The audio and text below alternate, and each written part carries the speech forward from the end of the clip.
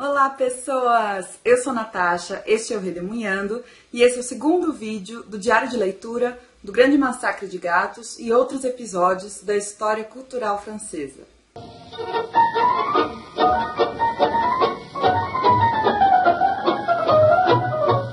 Bom, gente, esse Diário de Leitura do Grande Massacre de Gatos faz parte do projeto Papo de Historiadoras.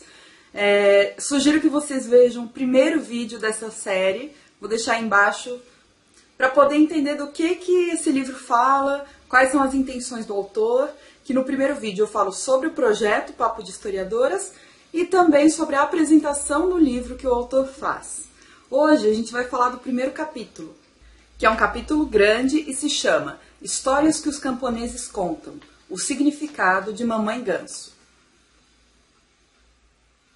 Nesse capítulo, o autor vai partir de uma história que vocês já vão identificar qual é, porque eu vou ler, mas é uma história que não tem alguns elementos que nós estamos acostumados, porque é uma história do século XVIII, na França. Vou ler para vocês, ó. Uma história que todos conhecem, embora em versão diferente da que reproduzimos a seguir, que é a do conto mais ou menos como era narrado em torno às lareiras, nas cabanas dos camponeses, durante as longas noites de inverno na França do século XVIII. Certo dia, a mãe de uma menina mandou que ela levasse um pouco de pão e de leite para sua avó. Quando a menina ia caminhando pela floresta, um lobo aproximou-se e perguntou-lhe para onde se dirigia. Para a casa de vovó, ela respondeu. Por que caminho você vai? O dos alfinetes ou o das agulhas? O das agulhas. Então o lobo seguiu pelo caminho dos alfinetes e chegou primeiro à casa. Matou a avó, despejou seu sangue numa garrafa e cortou sua carne em fatias, colocando tudo numa travessa. Depois vestiu sua roupa de dormir e ficou deitado na cama à espera. Entre, querida. Olá, vovó. Trouxe para a senhora um pouco de pão e de leite. Sirva-se também de alguma coisa, minha querida. Há carne e vinho na copa. A menina comeu o que lhe era oferecido, e enquanto o fazia, um gatinho disse, menina perdida, comer a carne e beber o sangue da sua avó? Então o lobo disse, tire a roupa e deite-se na cama comigo. Onde ponho o meu avental? Jogue no fogo, você não vai precisar mais dele. Para cada peça de roupa, corpete, saia, anágua e meias, a menina fazia a mesma pergunta, e a cada vez o lobo respondia, jogue no fogo, você não vai precisar mais dela. Quando a menina se deitou na cama, disse, ah, vovó, como você é peluda! É para me manter mais aquecida, querida. Ah, vovó, que ombros largos você tem! É para carregar melhor a lenha, querida. Ah, vovó, como são compridas as suas unhas! É para me coçar melhor, querida. Ah, vovó, que dentes grandes você tem! É para comer melhor você, querida. E ele a devorou. E aí, curtiram essa versão do conto? É o que a gente conhece como conto da Chapeuzinho Vermelho, né? Mas não sei se vocês repararam, mas não existe Chapeuzinho Vermelho nesse conto. Não existe um capuz vermelho que a menina coloca. Portanto, esse é um elemento posterior ao século XVIII. A primeira coisa que o Darnton vai fazer nesse capítulo é criticar as análises psicanalíticas puras, vamos dizer assim. Aquelas análises que enxergam símbolos em elementos que antes não existiam, como eu falei, o capuz vermelho, que muitos psicanalistas interpretam como sendo a menstruação da menina, o despertar da puberdade, né? Por causa do vermelho e tal. Como a gente viu, nessa versão oral do século XVIII não tinha capuz vermelho. Então o símbolo se esvai e toda a interpretação psicanalítica baseada nesse símbolo não seria válida. Olha só a crítica que ele faz. Fromm e vários outros exegetas psicanalíticos não se preocuparam com a transformação do texto. Na verdade, nada sabiam a respeito, porque tinham o conto que desejavam. Então ele está criticando os psicanalistas por não levarem em conta as modificações que esse documento teve ao longo do tempo, ao longo do espaço, né? Porque esse tipo de conto oral como escrito também, né, sofre adaptações e sofre modificações. Então, o Darnton, como historiador, está criticando os psicanalistas por se aterem a elementos que antes não existiam e que são tomados como elementos primordiais dos contos. Olha só a frase dele. Longe de expressarem as imutáveis operações do ser interno do homem, que seria a interpretação psicanalítica, os contos de fadas sugerem que as próprias mentalidades mudaram.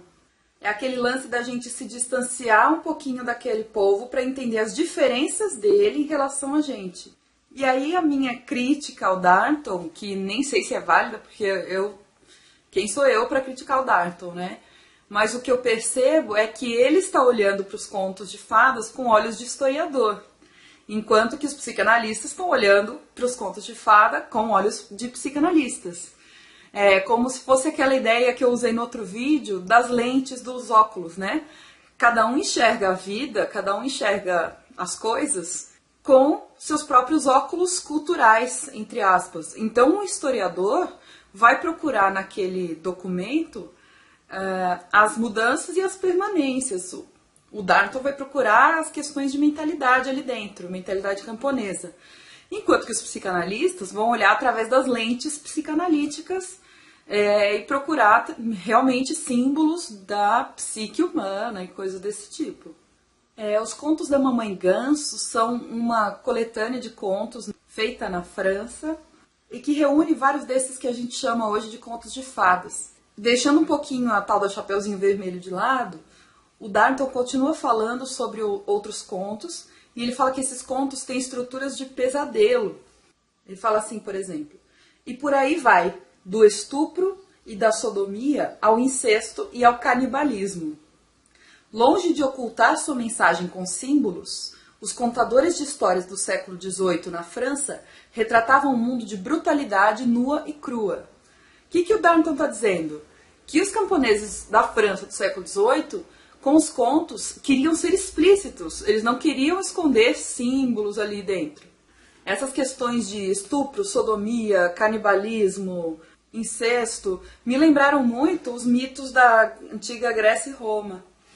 Eu falei um pouquinho sobre eles nos mitos clássicos.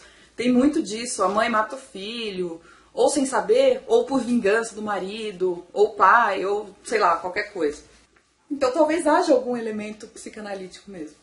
O Darnton também fala um pouquinho sobre a questão da cultura popular e da cultura de elite, como se essas duas fossem extremamente separadas e muito distantes uma da outra. O que não é verdade. Essa é uma separação fictícia, uma separação artificial que a gente faz, de vez em quando, sem querer, para tentar desvalorizar a cultura popular. Dizer que ela é, entre aspas, menor do que a cultura formal, a cultura de elite. Eu até fiz um vídeo muito legal com o Marino Scheid, vou deixar o link aí para vocês, sobre se funk é cultura. A gente fala um pouquinho sobre essa questão da cultura popular e da cultura de elite. Qual que é a relação de superioridade e inferioridade que a gente estabelece para elas, né? E ele diz que, na verdade, essa relação não é tão estanque. Não dá para separar tão bem a cultura popular e a cultura de elite, porque uma influencia a outra.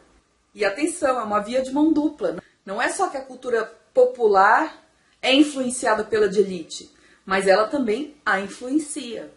O Perrault, por exemplo, que é um dos compiladores de contos da França, né, que adaptou, inclusive, muitos contos para a elite, é o primeiro cara que vai modificar, que a gente saiba, né, por escrito, que vai modificar os finais das histórias. Então, por exemplo, no caso da Chapeuzinho Vermelho, vai colocar o elemento ali do caçador como o salvador da menina, de maneira que a história não ficasse tão chocante assim para a elite. O Darnton começa a especular de onde que o Perrault ouviu essas histórias. Se ele era de elite, se ele fazia parte de uma cultura da elite. Com certeza ele teve contato com a cultura popular para poder fazer essas adaptações, né? Então fala que, por exemplo, as babás da elite eram de camadas populares.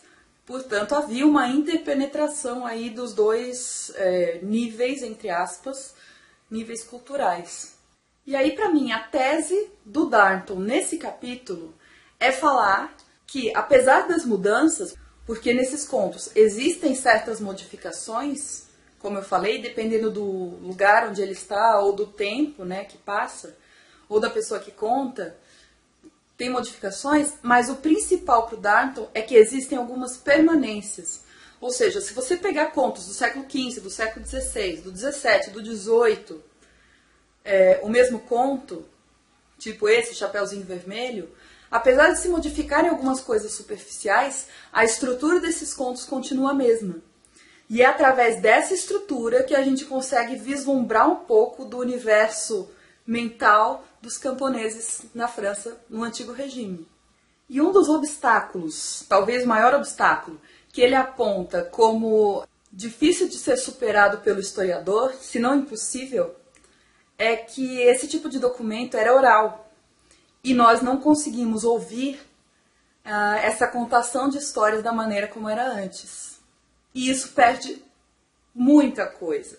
Porque na contação de história, a gente vai ter variação de tom de voz, às vezes vozes diferentes, que eu não sei fazer, como vocês viram. Eu usei um recurso, por exemplo, eu fiz toque-toque na madeira, né?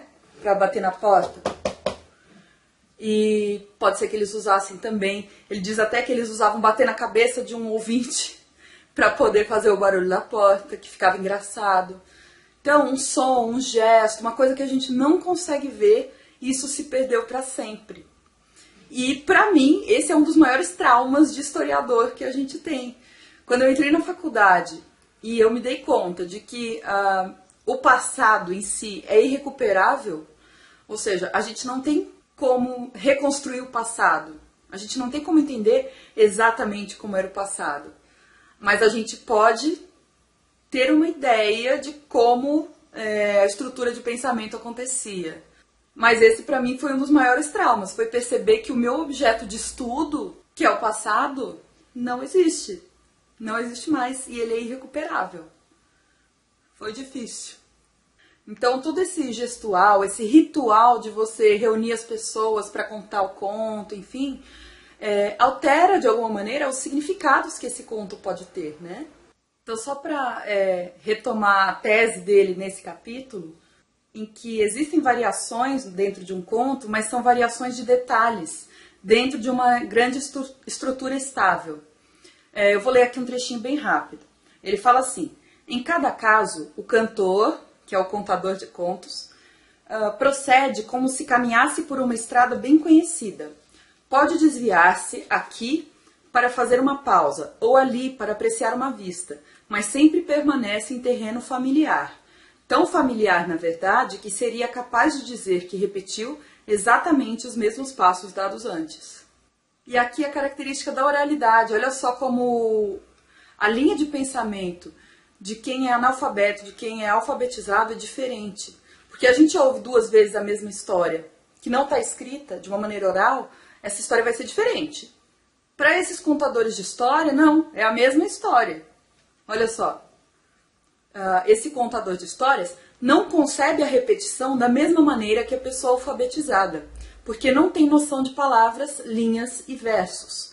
Os textos para ele não são rigidamente fixos, como são para os leitores da página impressa. Cria seu texto ao narrá-lo, escolhendo novos caminhos através de velhos temas. Aí ele conta o caso de um cara, um norte-americano, chamado Frank Hamilton Cushing, que observou essa tendência em 1886. Ele serviu de intérprete para um grupo Zuni, que eu não sei que grupo que é, deve ser algum tipo de grupo indígena. E durante uma rodada aí de histórias, ele contou uma história italiana, né, de um livro de contos populares italianos, chamada O Galo e o Camundongo. Depois de um ano, ele escutou um desses índios contar a mesma história do Galo e do Camundongo, só que adaptado para um ambiente Zuni. Ou seja, os temas italianos ficaram identificáveis, mas mudaram ali os detalhes para se adequar ao contexto Zuni. É exatamente isso que ele quer dizer, que os detalhes mudam e a estrutura fica. Depois, numa grande parte desse capítulo, esse capítulo é longo, tá? Ele vai descrever a situação econômica e social dos camponeses na França do Antigo Regime. Ele vai falar, por exemplo, da situação econômica a respeito da exploração que esses servos ou esses camponeses sofriam, das obrigações servis, ainda aquelas da Idade Média. Vocês devem lembrar os impostos feudais, né? As obrigações servis, talha, corveia, banalidades. Isso até o século XVIII, gente, 1700 e alguma coisa, é muito recente, né? E principalmente a questão da fome. A fome está presente em quase todos esses contos. Ou de uma maneira negativa, ou de uma maneira positiva. Tipo, se o personagem do conto tem algum, por exemplo, a fada concede 3 desejos para esse personagem, ele vai pedir, tipo, uma coxa de frango, sempre alguma coisa de comer que satisfaça. Porque a França passou por momentos demográficos muito complicados, de grande crescimento da população, de pouca colheita e, portanto, de fome estrutural, dá para dizer. Então ele também fala dos números a respeito de mortalidade e natalidade, que eram taxas muito altas no antigo regime, e também de expectativa de vida, que eram super baixas. E uma coisa que eu achei interessante é que ele também conta um pouquinho sobre a ausência dessa noção de infância. A gente acha que os contos de fadas, entre aspas, são para crianças, mas isso foi depois. Antigamente esses contos eram feitos para todo mundo. Até porque não existia a ideia de que a criança, a infância, né, era uma parte diferente da vida, uma fase diferente, que exigia cuidados especiais. A criança era um mini adulto que precisava trabalhar, aliás, por isso também que eles tinham muitos filhos, para poder ajudar a sustentar a casa, né, economicamente. E aí tem um trecho que ele fala assim: as crianças se tornavam observadoras participantes das atividades sexuais de seus pais. Porque todo mundo morava junto, às vezes no mesmo cômodo. Então os pais acabavam fazendo sexo perto das crianças e elas olhando, e colocou aqui participantes, eu achei isso muito estranho. Mas enfim. Então, por exemplo, ele pega alguns desses temas, dessas situações que os camponeses enfrentavam e analisa nos contos como isso era retratado. Tem algumas coisas que são recorrentes em vários contos, como eu falei para vocês. Como recompensa, sempre um banquete, uma mesa muito cheia. Tudo isso decorrente do alto crescimento demográfico e da grande fome que assolava a maioria das pessoas mais pobres. E esses contos revelam algumas estratégias de sobrevivência. Então, só para vocês terem noção, a questão do infanticídio, de você matar a criança ou deixar ela exposta para que ela morra, como é o caso de João e Maria, né? Hansel e Gretel, da Alemanha, ali da região da Alemanha. Eles são abandonados pelos pais na floresta para morrerem de fome, porque os pais não têm como alimentá-los nesse momento. Isso é um infanticídio, é um caso de abandono. As madrastas são figuras muito fortes nos contos. Todo mundo já deve ter reparado nisso, porque as pessoas morriam depois de terem alguns filhos, né? E a maioria das mulheres cujos maridos tinham morrido não se casavam. Se eu não me engano, o número que ele dá aqui é 1 a cada 10 viúvas se casava. Os homens já se casavam de novo. Portanto, a incidência de madrastas era muito maior do que a de padrastos. E aí, obviamente, que a madrasta vai priorizar os filhos dela e não os seus enteados, né? Não os filhos do seu marido. Então, a madrasta como uma figura má, que nega comida, por exemplo, para as crianças. Outra coisa que ele destaca que é muito legal é que existe um cenário dual nesses contos de fada. Você tem ou a casa, o ambiente doméstico, ou a vila também, né? Pode ser representado do mesmo jeito, que é um lugar de trabalho interminável. Nesses contos orais do século XVIII, sempre mostra o personagem trabalhando muito e às vezes querendo se livrar disso. É o caso do Rumpelstiltskin. E do outro lado, a estrada. A estrada sendo esse lugar perigoso. Lembra que nesse momento não existe policiamento, nem na Europa, nem em lugar nenhum. Que ao mesmo tempo, a estrada é a possibilidade de você encontrar melhores condições de trabalho e, portanto, de vida, né? E ao mesmo tempo um lugar de perigos, de ameaças, de mendicância. Se você não conseguir atingir o seu objetivo de trabalhar melhor, você provavelmente vai virar um mendigo ali na estrada e morrer. Na parte mais final aí, ele compara vários contos franceses com contos ingleses, alemães e italianos. E o que ele encontra de mais característico é que os contos franceses eles são muito mais práticos. Eles tratam do cotidiano. O herói, ele sempre vence pela astúcia, pela esperteza que ele tem, malandragem, assim, e tem um efeito mais dramático. Os contos ingleses têm uma fantasia muito rica. Na França, geralmente, você até tem, por exemplo, um gigante. Só que o gigante, ele é um burguês. Ele é um cara que come na mesa com a família. É bem burguês mesmo.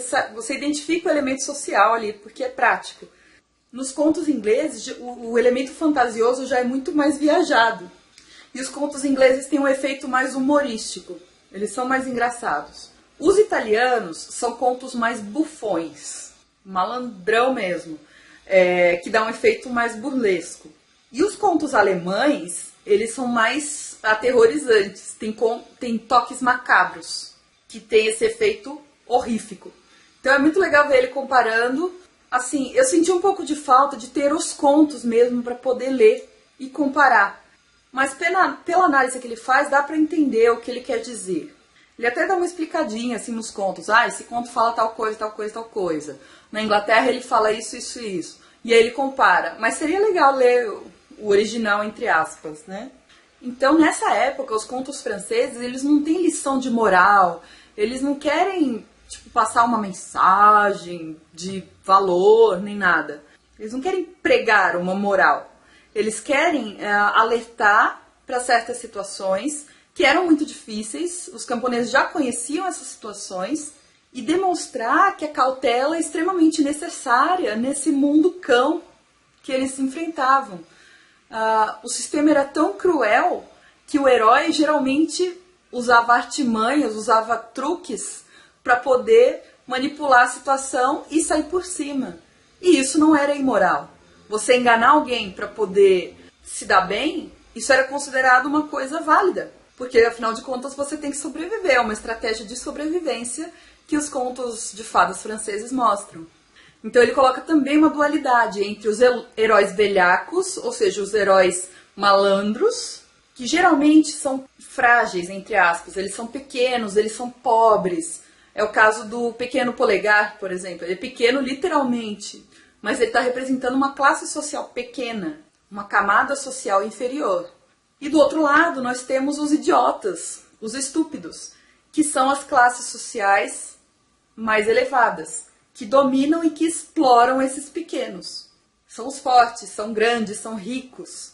Por isso que eu falei que o gigante geralmente é o burguês. É ele que vai explorar o pequeno, que é o herói, e aí que está a crítica do conto.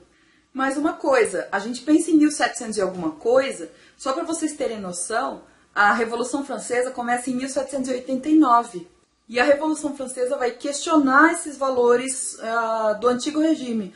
O poder absolutista do rei e a política econômica mercantilista. Esses contos, apesar de trazerem elementos de humilhação da burguesia ou do nobre que explorava, ou de camponeses mais ricos que exploravam os outros, eles contêm um elemento de piada. Esses elementos servem para funcionar como piada mesmo, e não como revolução. Porque depois que o herói consegue o que ele quer, a ordem volta ao normal. Então, no conto, por exemplo, o herói vai lá, o herói que é pobre, né, ou pequeno, vai lá e sacaneia o burguês, se dá bem, e depois tudo volta ao normal. Ele não vai mudar de classe social por isso, nem nada. E aí, no final do capítulo, ele apresenta duas versões do mesmo conto para a gente comparar. Uma versão francesa, chamada Os Três Dons, e a outra versão alemã, chamada O Judeu entre os Espinhos, dos irmãos Grimm. Aí foi legal para poder comparar, mas só tem esses dois. Não tem, por exemplo, a versão inglesa e a versão italiana, né, para a gente comparar. Mas, de qualquer maneira, eu amei esse capítulo. Eu acho que todo mundo se interessa por contos de fadas, porque eles têm muitas coisas ali que dá pra gente tirar. Não tô falando de lição de moral, tô falando de contexto histórico, tô falando de símbolo mesmo, psicanalítico, que eu não concordo completamente com o Darton. E quem se interessa por esse tema, eu acho que vale a pena pegar esse capítulo para ver outros pontos de vista. Desculpe o vídeo longo, mas esse capítulo realmente ele é muito comprido e tinha muita coisa para falar. Mas deixa aí seus comentários para eu saber o que vocês estão pensando a respeito disso. Se inscreva no canal para receber os novos vídeos. Depois a gente continua com o diário de leitura, tá? Se gostou, deixa um joinha aí embaixo para mim que ajuda bastante. Tchau!